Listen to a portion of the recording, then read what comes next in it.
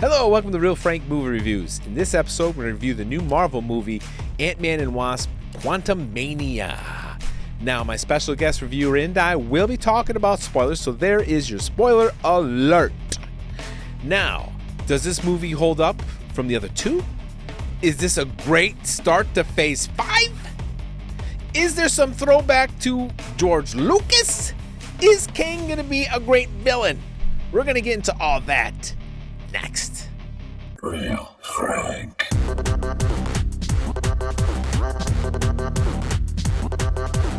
All right.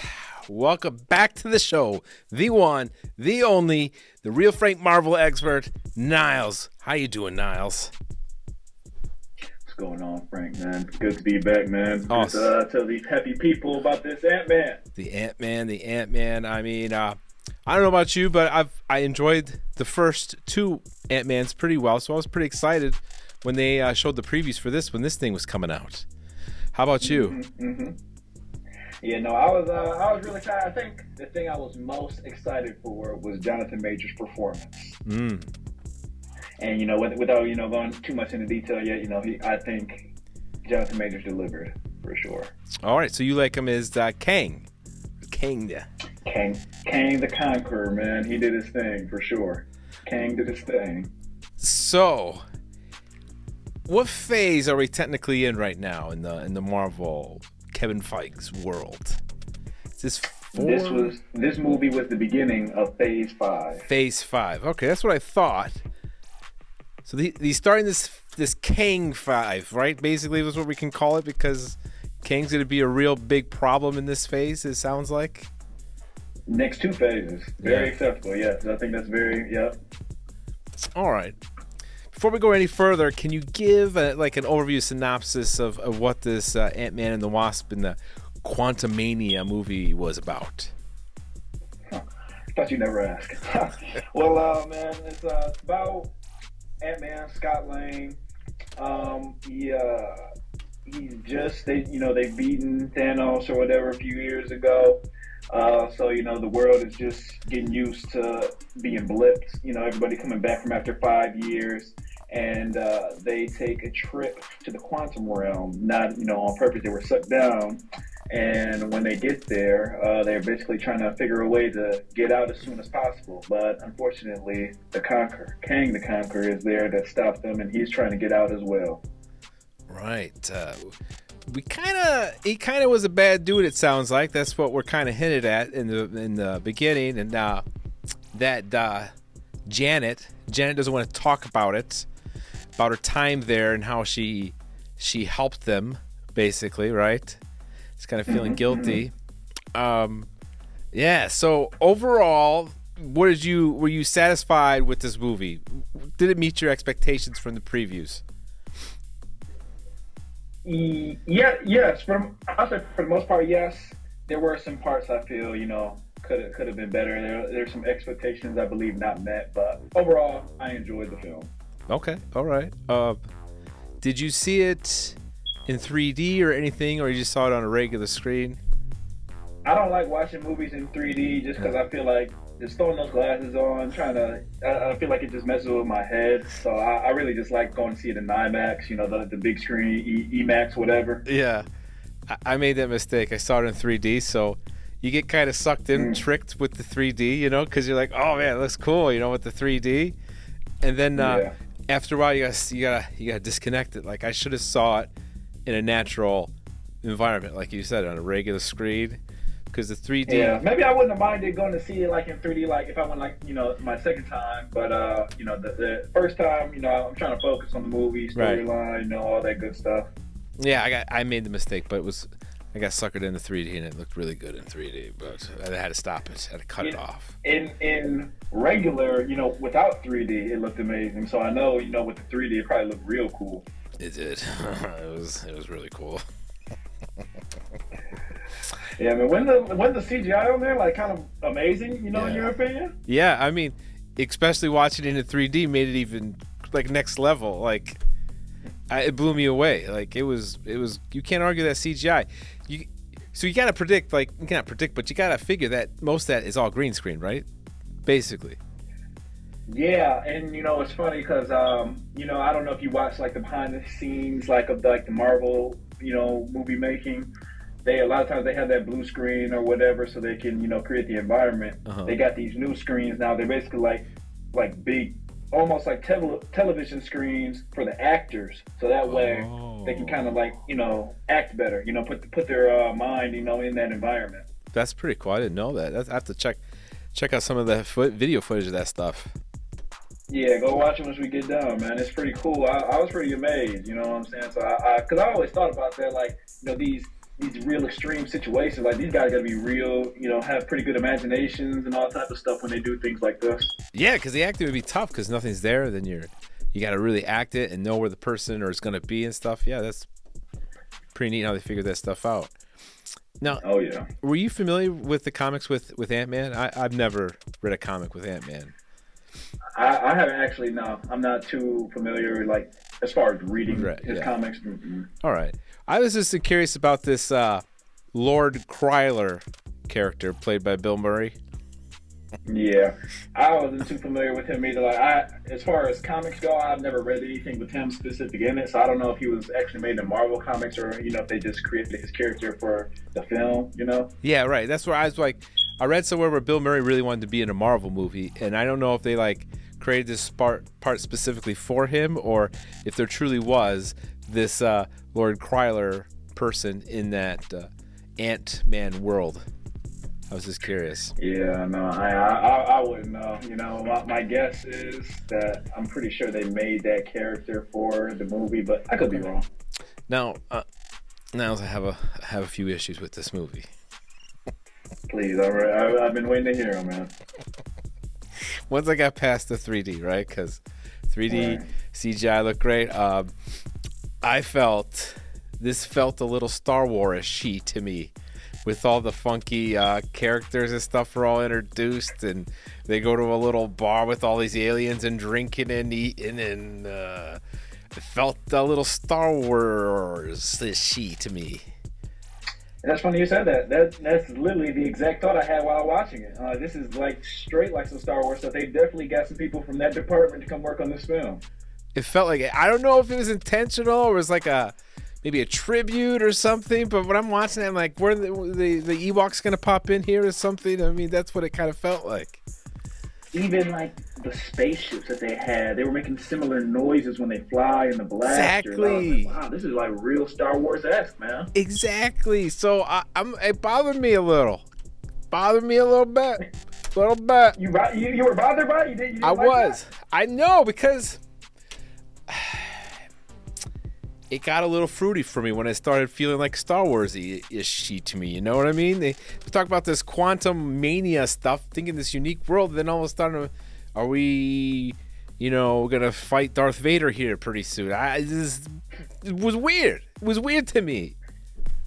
I understand where you're coming from because, me, I do appreciate original content. So, I do understand that because even in the quantum realm, you're supposed to be talking about a completely whole different realm, whole different universe.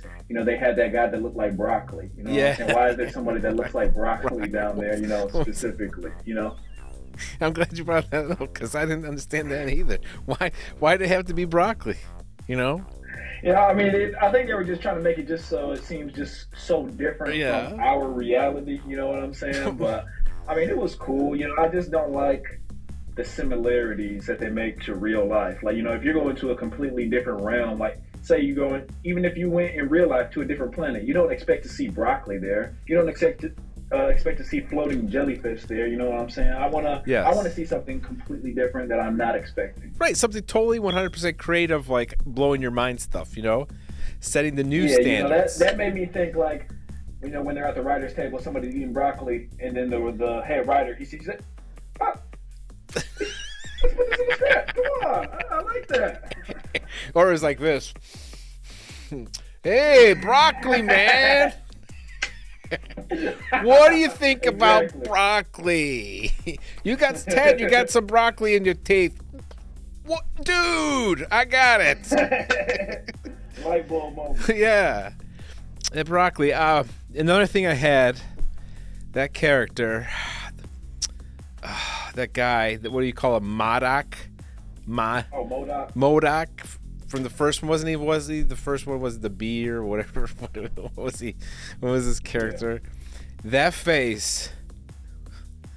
I hated that face. That face. You're not alone. It was awful. What are they doing with this face? It is stupid. It doesn't fit. It's like they're trying to shoehorn this funny character bit into the movie that was so unnecessary, in my opinion.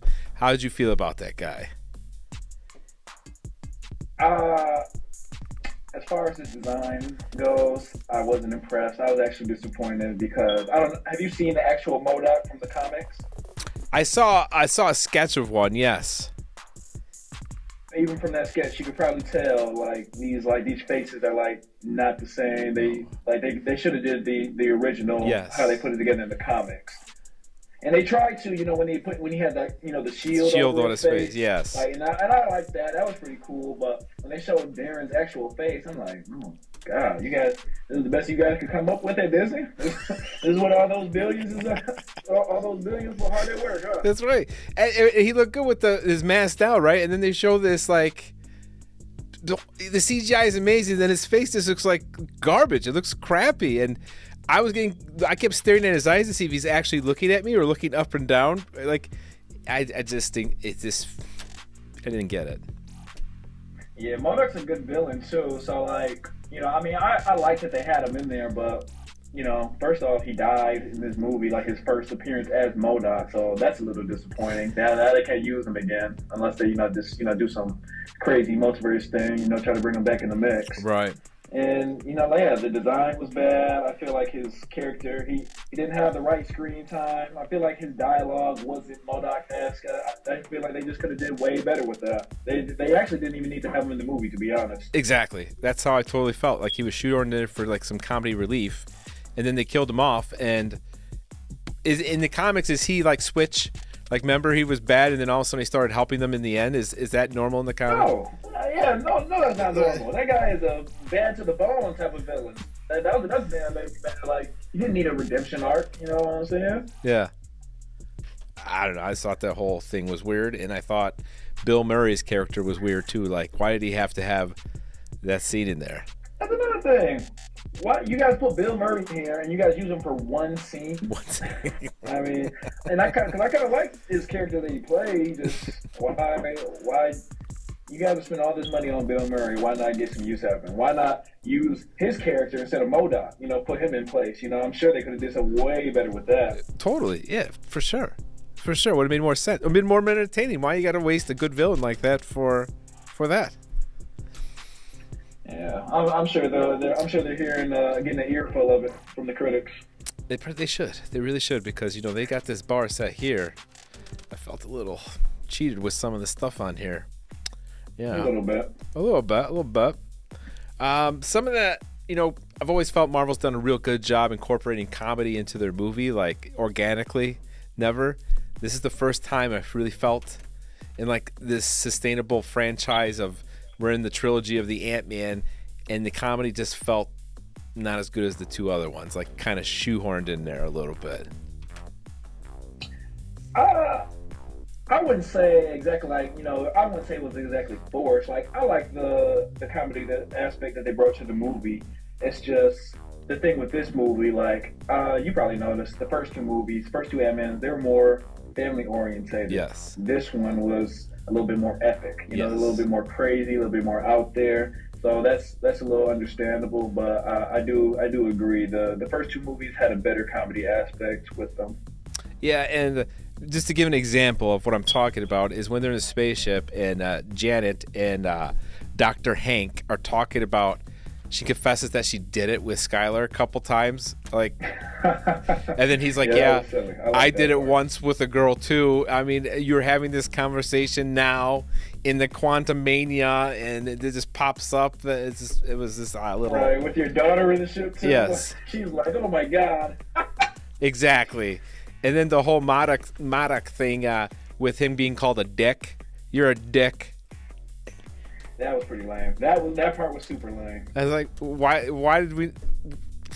that offends him, and all of a sudden this big bad guy gets called a dick, and then he's all, I'm a dick. He turns good. Yeah, I'm a dick. Oh, people don't like me. Oh.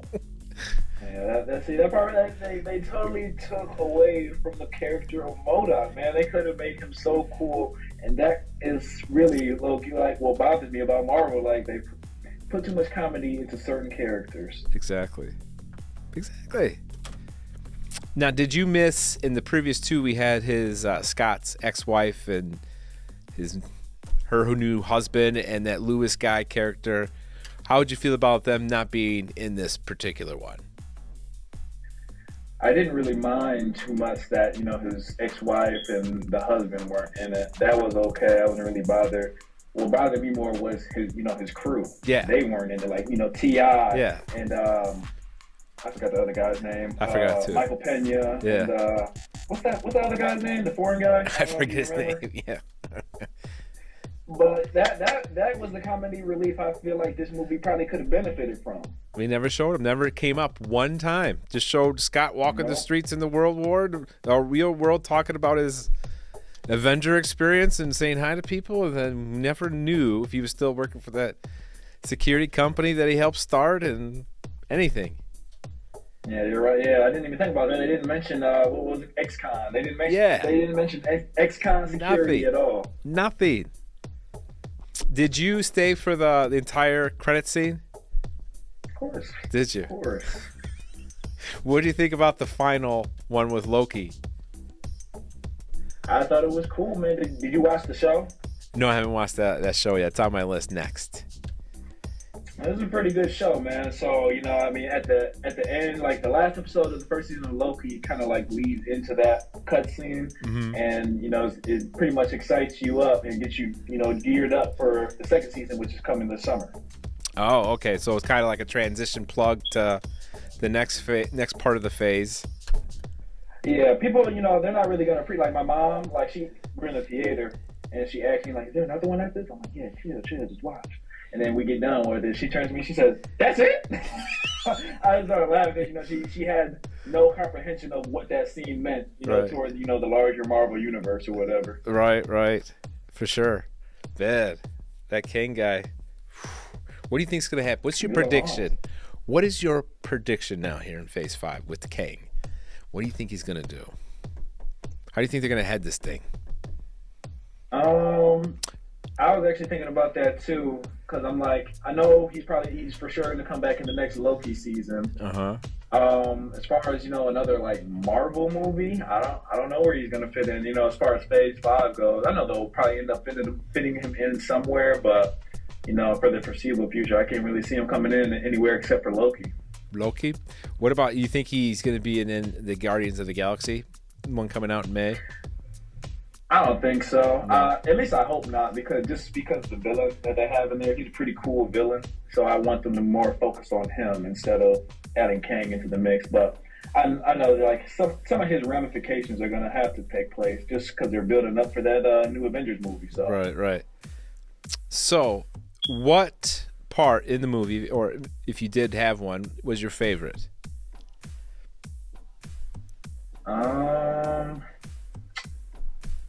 And it's hard, that's actually kind of hard. Maybe actually, I know. When Ant-Man finally gets huge, like huge, like, like 400 feet tall, and he comes out of the smoke, and he's like, "Kai, we had a day." You're right. I love that part, man. That was great. Yeah, that was pretty cool. That was a pretty cool scene. Yeah, that was great, man. What about your least favorite part? What's one you could have done without in that movie? The whole M.O.D.O.K, Darren being a dick part. That was sorry. It's so bad. And another thing that I had an issue too was the big fight with Kang at the end. Scott, Ant-Man, and Kang going at it, and he's getting plummeted, right? Scott's getting plummeted. He's all bloody. His face is all bloody. He got a couple licks in too. I just told my brother about that. That man got his licks in too, but Kang gave it to him. Gave it to him. I loved it when they crushed his helmet. I love the helmet crushing, but he's all bloody. And then I swear the next scene, he's not that bloody. Like after they defeat, I didn't notice that. his I didn't teeth. notice that. He had all his blood in his Maybe he teeth. wiped his face or something. I don't know, but he's getting his ass kicked, right? Kang has destroyed him. He got it bad, didn't he? Bad.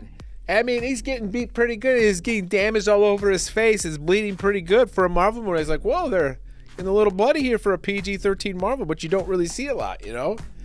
So I was like, oh, that's kind of cool. And then all of a sudden, it's like wiped away. It's like a dusting, like I don't know what happened to it all. No, hey, I understand. I feel you completely, man. I thought the same thing. I was like, man, that was kind of fast, man. Guy's face was just covered. He was just leaking. Covered. Grotesque. Bleed. Gums, bleed, everything. But I like that. I like that they did that, though. Yes. I like that part, man. I was like, yes, Marvel, man, give me a little gore, man. Something. I also did like the kickback when he gets back to the real world and he's walking down the street and then he thinks about, did I really screw things up? Like he has that doubt for a minute. Did I really? He told me I'm making a big mistake. Did I make a big mistake? And then just that's kind of like what Loki gets into, like on the last episode. It's kind of like a similar thing, just because the guy Kang, he's one of those type of villains, like you cut off one head, then two more pop up. Yeah. Type of deal. Who were the? So my confusion and not being too well familiar with the comics books was the first cut scene at the credits with the group that supposedly sent Kang to there. Am I correct in that?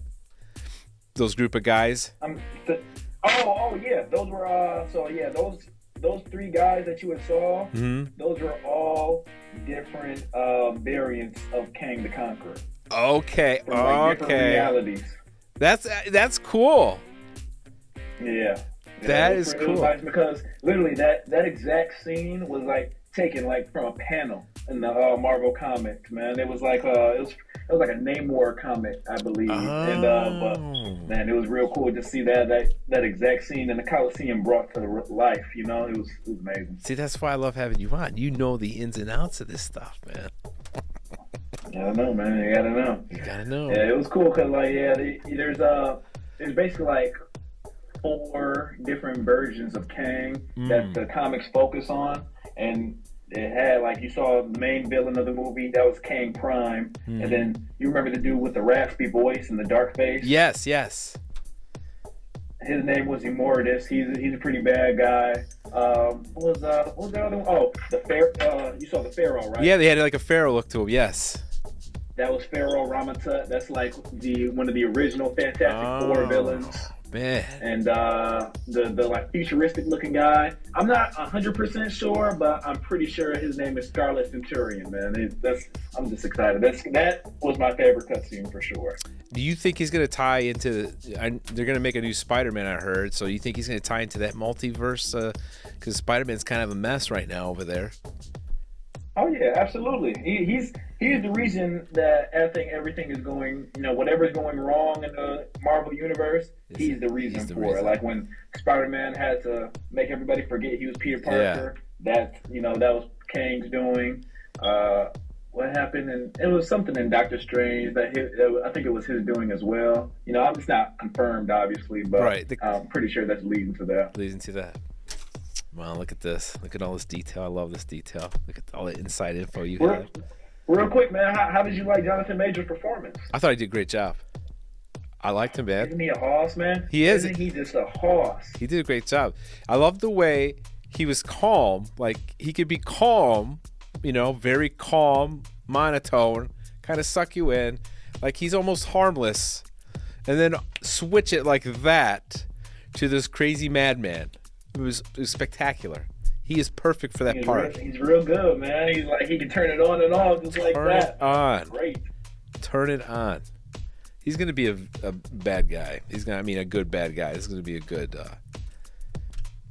thing. Yeah, you can even see how good he could switch it up, like at that credit scene, when he's switching between the different versions of Kang. Like, he's changing from the raspy voice to the Pharaoh to the futuristic weirdo looking guy to the main one, Kang Prime. He's so versatile, man. I love Jonathan Majors. I was telling my friends the other day, like, Jonathan Majors, Michael B. Jordan, like, they're gonna be the Denzel and the Will Smith for like Gen Z eventually. Oh yeah, I mean, for sure they're well on their way right now. I mean, oh yeah, man. All right, let's go ahead and score this thing. 10 being the best, 1 being the worst. And comparing it to all the other Marvel movies we've seen, what score do you give this thing? I'm going to give Ant-Man and the Wasp: Quantumania a 7. A 7! A 7! Wow! Wow, that's pretty high for you. You're pretty stingy with the scores here in the Marvel world. 7. I like Jonathan Majors, man. I tell you, I really wish he had more screen time. That would have made me rate it even higher, I bet. But instead, they decided to give that to M.O.D.O.K. So they get a 7. When you put it that way, it's just really dumb, right? Yeah.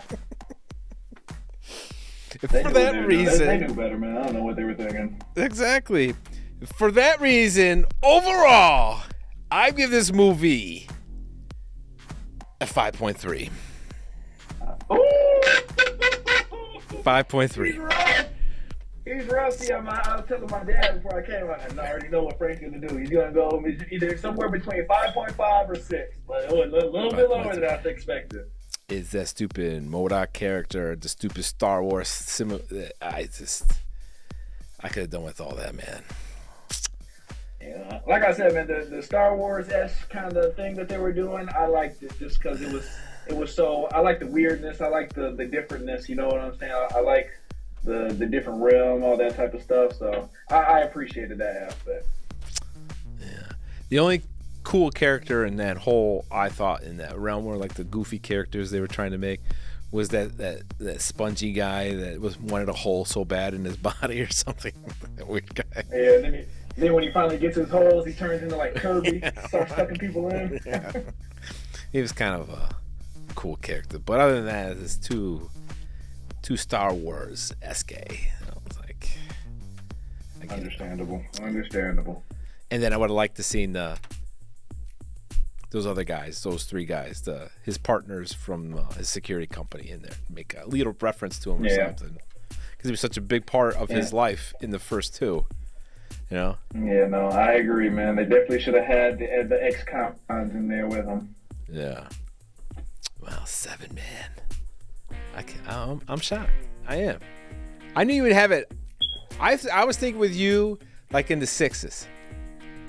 I was. I think at first, my first go, I rated it like a 6 point something, but then I watched it again like the second time, and I think I appreciated it a little bit more the second go around. You saw it twice already. You saw it 2 times. I bought my ticket because I always like to see Marvel movies like the very first viewing, like the very first opportunity, and then my family, they always buy tickets for the family, so I always go see it. Yeah, you go see it. So you get the advantage because you have second set of eyes on it again.